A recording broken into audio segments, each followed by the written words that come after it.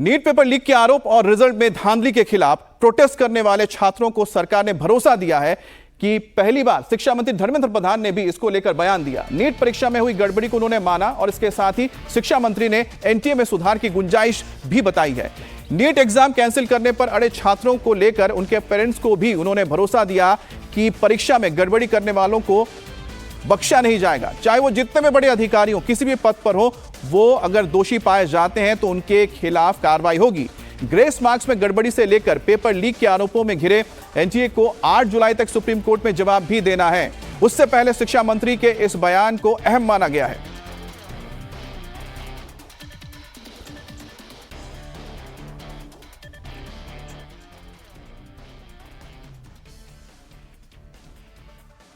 ये नीट के संबंध में दो प्रकार की अव्यवस्था की विषय सामने आई है।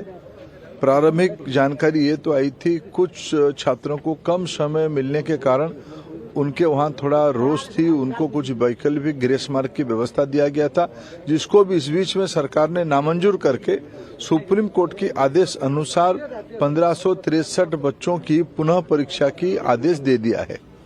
सुप्रीम कोर्ट की सुझाव पे दो जगह पे कुछ गड़बड़ियों की भी ध्यान आई है। मैं छात्रों को और अभिभावकों को आश्वस्त करता हूं, उसको भी सरकार बड़े गंभीरता के साथ लिया है।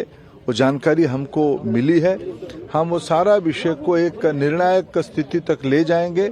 उसमें कोई भी बड़े अधिकारी हो, एनटीए की कितने भी बड़े दायित्वधारी हो, अगर वो उनमें गुनहगार पाए जाएंगे उनको भी छोड़ा नहीं जाएगा। और एनटीए में बहुत सुधार की आवश्यकता है। कुछ विषय एनटीए एक स्वायत्त संस्था था, लेकिन एनटीए की बारे में सुधारने की बहुत आवश्यकता है। सरकार उसके ऊपर भी चिंता कर रही है। चलिए, ये तो अच्छी बात है कि यहां पर शिक्षा मंत्री ने माना है कि सुधार की जरूरत है, लेकिन ये पूरा मामला जब सामने आया उसके बाद ही ये मांग उठने लगी कि जो एनटीए है उसमें भी सुधार की जरूरत है, एग्जाम के प्रणाली में सुधार होने की जरूरत है, क्योंकि एक साथ 67 स्टूडेंट्स का टॉप करना अपने आप में बड़ा सवाल खड़े करता है। क्योंकि 2019 से लगातार देखा जाए तो एक या दो स्टूडेंट्स हैं जिन्होंने टॉप किया था। अब नीट विवाद पर किसने क्या कहा ये भी आपको बताते हैं। छात्र का क्या कहना है, ग्रेस मार्क्स में धांधली हुई है, पेपर लीक हुआ है और इसको लेकर कार्रवाई होनी चाहिए। तो ये स्टूडेंट्स कह रहे हैं पेपर लीक हुआ, इसको जरा स्टे रखिएगा, धांधली की सीबीआई जांच हो और नीट एग्जाम कैंसिल किया जाए। अगला एनटीए को लेकर क्या है, 1563 छात्रों का री एग्जाम होना चाहिए, पेपर लीक नहीं हुआ है, 8 जुलाई तक सुप्रीम कोर्ट में जवाब देना है और 1563 कैंडिडेट्स के पास री एग्जाम का ऑप्शन दिया गया एनटीए की ओर से, क्योंकि यही अथॉरिटी है। शिक्षा मंत्री क्या कह रहे हैं, रिजल्ट में कुछ गड़बड़ियां हुई है, इन्होंने माना है एनटीए में सुधार की जरूरत है, दोषियों को सजा मिलेगी और कोर्ट के आदेश का इंतजार किया जाएगा। इसलिए जरूरी हो जाता है क्योंकि आप सोचिए, एक स्टूडेंट को 718 मिल रहे हैं, 800 और 719 मार्क्स मिल रहे हैं, टोटल जो मार्क्स होता है 720 टॉप मार्क्स है, उसमें कैसे ये मार्किंग की गई कि 718 या फिर 719 मार्क्स आ रहे हैं, ये बड़ा सवाल है।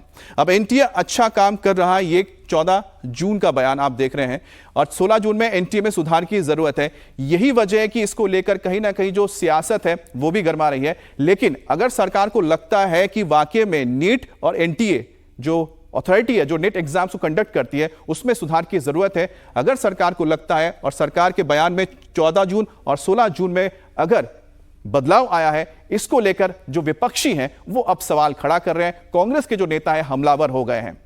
बहरहाल जाहिर सी बात है कि आप सोचिए कि करीब 24 लाख स्टूडेंट्स ने एग्जाम दिया, 1 लाख सीट्स हैं, ऐसे में जो स्टूडेंट्स हैं, जो पेरेंट्स हैं, उनकी जो आकांक्षाएं हैं वो बहुत ज्यादा होती हैं एग्जाम को लेकर और साथ ही साथ सरकार की ओर भी।